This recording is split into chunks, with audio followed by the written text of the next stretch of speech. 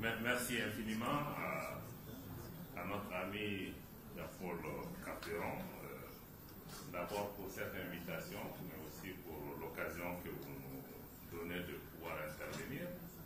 Mais avant d'aller loin, je dois dire que je suis là par défaut, parce que c'est notre frère, le ministre des Affaires étrangères du Burkina Faso, Jean-Marie Karamoko Traoré, qui était censé être devant vous pour parler ce matin. Et comme dans la Confédération des États du Sahel, nous sommes interchangeables, donc j'ai eu la responsabilité, avec l'amitié aussi de mon frère, le ministre Bakary Yahou Sangaré de la République du Niger, le ministre des Affaires étrangères, de parler en notre nom à tous, parce qu'en définitive, quelle que soit la personne ou la personnalité qui parle au nom de la Confédération du Sahel, les voix peuvent être multiples, mais nous parlons d'une seule voix. Donc j'ai le bonheur de pouvoir le faire et je vous remercie d'avoir accepté que je puisse dire quelques mots, même si j'ai été pris un peu à la dernière minute pour pouvoir le faire. J'espère pouvoir être à la hauteur ce matin. Je voudrais tout d'abord commencer par cela en saluant le vice-premier ministre de la République démocratique du Congo pour le message fort qu'il vient de délivrer, mais aussi pour tous ces mots d'amitié, de considération pour notre espace et l'espoir que cela a pu susciter ailleurs sur le continent par rapport à notre combat, notre engagement et les difficultés que nous traversons en ce moment. Étendre un peu aussi ces sentiments de considération et de respect. Monseigneur le Grand-Duc du Luxembourg, qui est présent parmi nous. Je me souviens encore avoir lu il y a quelques mois le message de notre ambassadeur accrédité auprès de votre Excellence. Vraiment des messages très positifs par rapport à mon pays, mais aussi la connaissance que vous avez pour cette région et le respect que vous avez pour nos peuples. Nous espérons pouvoir continuer à cheminer avec vos pays dans le cadre du même respect. Ceci dit, je voudrais commencer d'abord par transmettre à chacune et à chacun de vous, comme on le dit, les anglophones en vous rend grade et qualité. Je vois beaucoup de personnalités dans la salle que je ne veux pas me vertuer à citer ici, beaucoup d'amis, beaucoup de frères, de compatriotes. Je voudrais saluer tout un chacun. Donc mon message premier, c'est d'abord de pouvoir transmettre au nom de nos chefs d'État, son Excellence le Président Ibrahim Traoré, capitaine Ibrahim Traoré, président du FASO, le général d'armée Assimi Goïta, président de la transition du Mali, chef de l'État, mais aussi du président de la République du Niger, son Excellence le général d'armée Abdourahmane Tchani, pour pouvoir saluer la grande disponibilité du Maroc, qui a toujours été une terre de rencontre, une terre de tolérance, une terre d'ouverture, une terre de dialogue, d'avoir accepté encore une fois que cette rencontre puisse se tenir ici pour pouvoir regarder ensemble les possibilités pour le continent. Parce que, vous l'avez indiqué, le Maroc, avec peu de ressources aujourd'hui, arrive à faire des miracles, arrive à se transformer, arrive à se moderniser, arrive aussi à servir de locomotive économique pour le reste du continent, pour beaucoup de pays dans notre espace où les entreprises, les compagnies marocaines sont présentes dans nos pays. Donc nous voudrons saluer Sa Majesté le roi Mohamed VI pour ce rôle de leadership, mais aussi vraiment pour cette ouverture et surtout la considération particulière qui est accordée à nos États du Sahel, malgré les premières tentatives de pouvoir ostratiser, isoler nos pays, écarter nos pays. Le Maroc, sous le leadership de Sa Majesté le Roi, a toujours été constant. En invitant les uns et les autres. Merci beaucoup. En invitant les uns et les autres à faire preuve de lucidité, à pouvoir écouter, à pouvoir comprendre, connaître la cause profonde de ce qui se passe, en ayant à l'esprit que nous sommes tous dans le même bateau. Et nous saluons ce rôle constructif du Maroc. Et aujourd'hui, nous voyons que beaucoup de pays dans notre espace immédiat commencent à émuler cet exemple du Maroc, parce que les gens pensaient au début que le Maroc faisait la complaisance vis-à-vis de nos pays. Mais en réalité, il n'y a pas d'autre chemin. En Afrique, je ne pense pas qu'un pays s'en sortira sans l'autre. Ce que nos pays confrontent aujourd'hui dans le Sahel, le Mali, le Burkina, le Niger et probablement d'autres pays, mais nous le faisons pour nous-mêmes, nous le faisons pour notre peuple, mais nous empêchons aussi que l'île du terrorisme atteigne d'autres pays qui, malheureusement, certains se réveillent encore en se rendant compte que c'est arrivé chez eux, malheureusement, parce que certains voyaient que c'était notre problème. Même quand le Mali a succombé aux attaques terroristes, beaucoup ont pensé, d'ailleurs on disait à l'époque que bon, le Mali était l'épicentre, bon, la menace venait du Mali. Mais en oubliant que le Mali et beaucoup de nos pays étaient victimes de l'intervention occidentale en Libye qui a déstabilisé toute la région et toute l'Afrique. Donc nous-mêmes, nous sommes victimes. Bon, donc je crois qu'il faut que nous puissions intégrer ces différents paramètres, travailler surtout à des solutions. Donc je salue, à côté de ces messages de solidarité et d'amitié pour le Royaume du Maroc, je voudrais aussi saluer Jean-Paul Carteron et Grand Montana et pour toute cette œuvre qui a été engagée depuis des années. Vous célébrez aujourd'hui le 40e anniversaire qui a pu être un centre qui puisse toujours aussi promouvoir à la suite de ce que le Maroc fait, promouvoir le dialogue.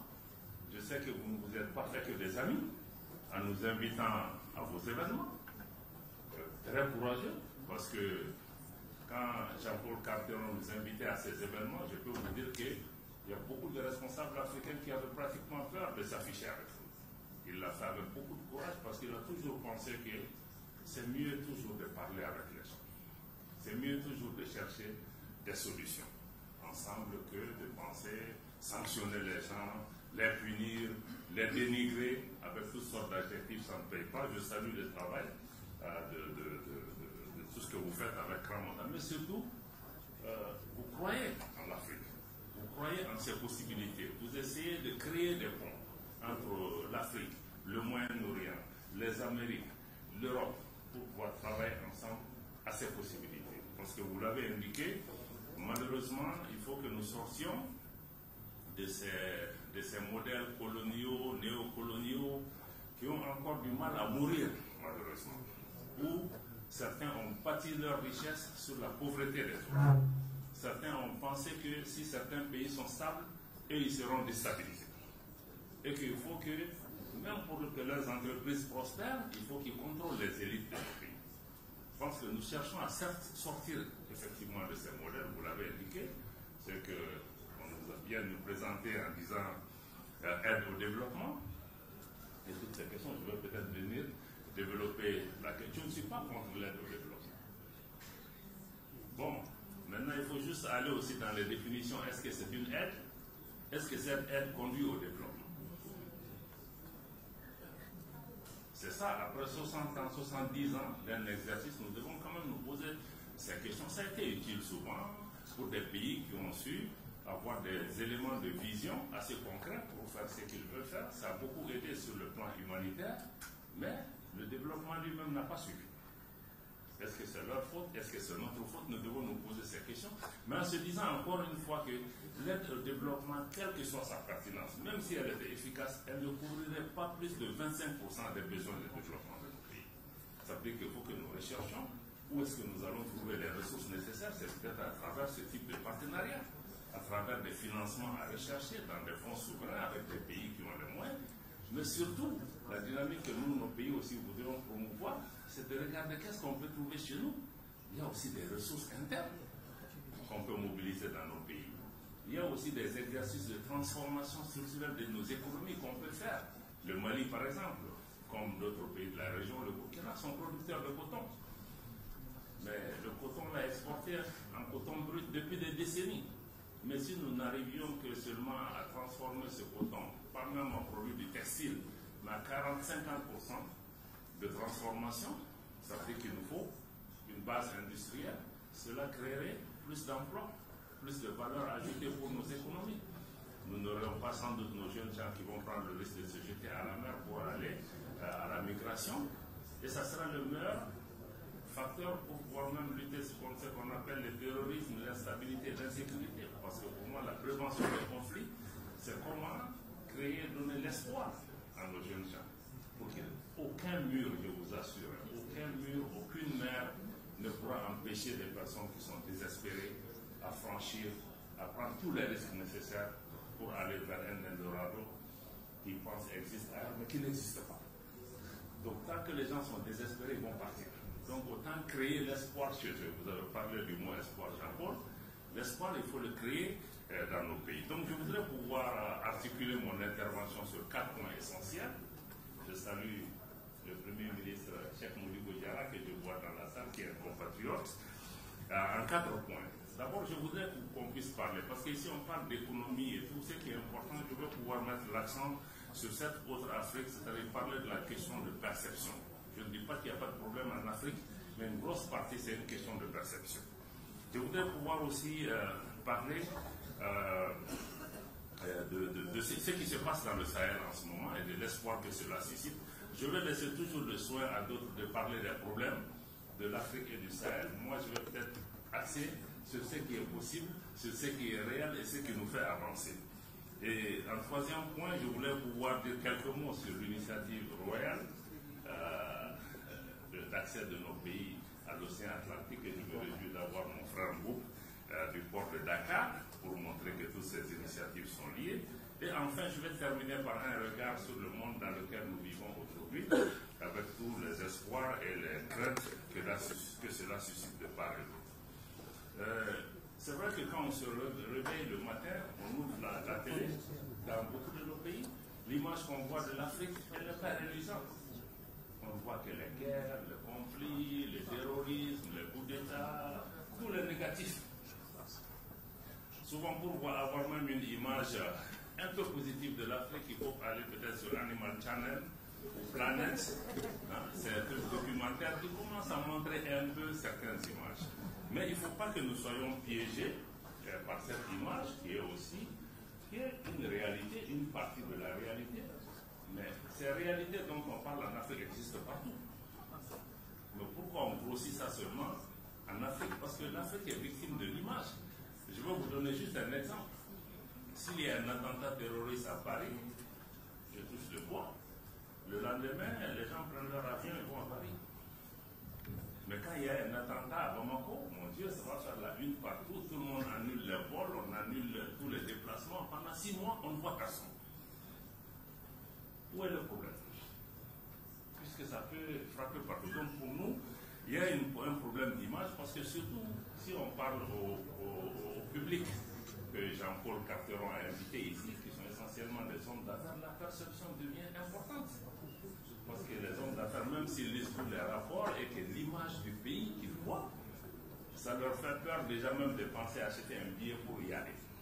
Donc il faut que nous travaillions ensemble sur cette question de perception pour dire que oui, ce que vous voyez, c'est certainement réel, mais ce n'est pas toute la réalité. Prenez votre avion souvent, allez à Kinshasa, allez à Bamako, allez dans tel pays, vous allez voir, il y a des difficultés, mais je crois que les gens sont très, très résilients et ils continuent à avancer. Donc cette question de perception, et cette perception aussi est très souvent instrumentalisée, parce que certains travaillent pour présenter une image qui les arrange. Mais pour déconstruire ça aussi, mais c'est aussi notre responsabilité de pouvoir aussi vendre les images qui marchent. Les questions qu'on discute aujourd'hui ici, d'autres questions, il y a des pays qui se développent, il y a des infrastructures qu'on construit. Dans certains pays, il y a des populations qui se battent, il y a des femmes qui se lèvent le matin dans des conditions difficiles, qui se battent pour mettre quelque chose sur la table, il y a des hommes qui le font. Pourquoi on ne parle pas de ces exemples qui marchent? Mais beaucoup d'entreprises européennes, américaines, asiatiques, chinois et autres, mais font plus d'affaires en Afrique que nulle part ailleurs. Est-ce que ça fait la une quelque part? Vous n'en verrez pas certainement.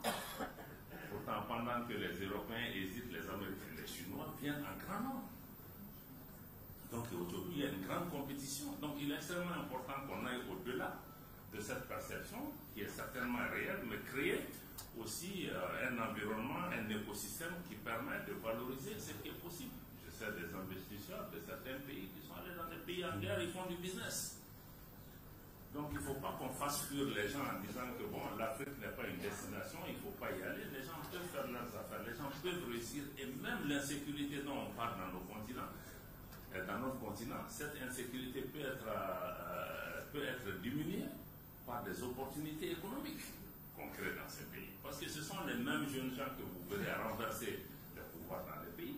Ce sont les mêmes jeunes gens qui sont là pour se soulever contre les pouvoirs. Ce sont les mêmes jeunes gens qui sont là dans les groupes terroristes. Ce sont les mêmes jeunes gens qui sont sur le chemin de la migration. Mais ce sont les mêmes jeunes gens qui remplissent les entreprises qui sont aujourd'hui au cœur de l'innovation et du changement dans beaucoup de nos pays. Donc je pense que ces questions sont plutôt liées. Donc je pense que notre grand problème, c'est un problème de perception qu'il faut renverser. Mais il y a aussi des problèmes. Mais ce que j'ai dit au début, je ne veux pas parler des problèmes.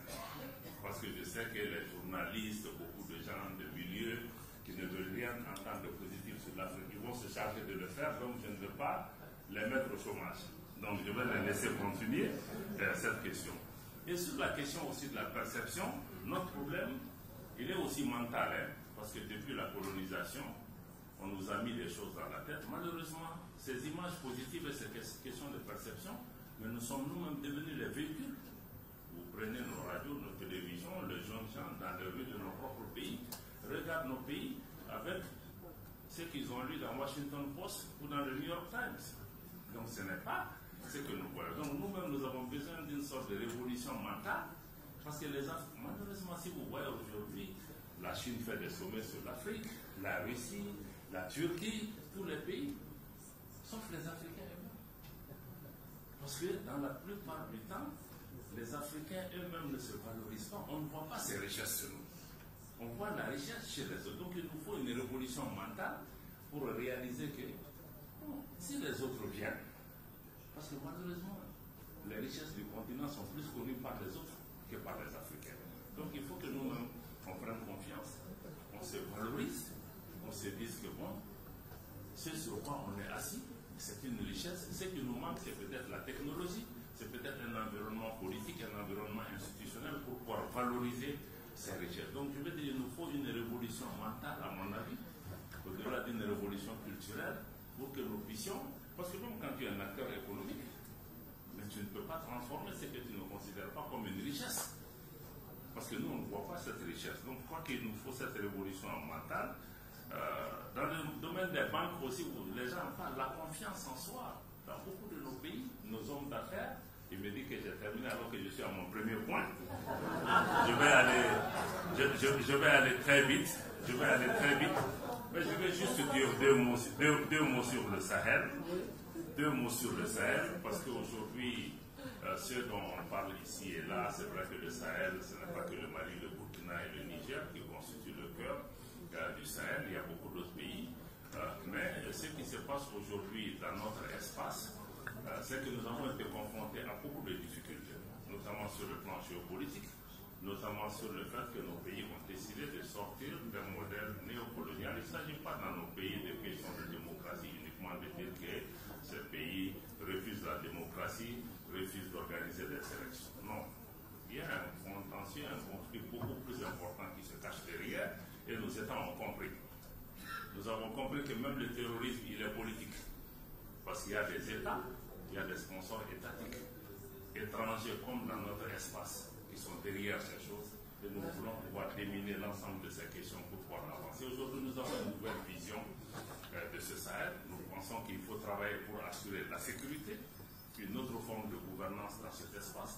Il faut que nous nous prenions en charge parce que nous avons un nouveau paradigme, comme j'ai parlé de l'aide au développement, nous ne comptons pas que sur les autres pour régler nos problèmes. Nos pays aujourd'hui dépensent de 25% de notre budget national pour assurer la paix et la sécurité. Mais c'est nécessaire, c'est indispensable.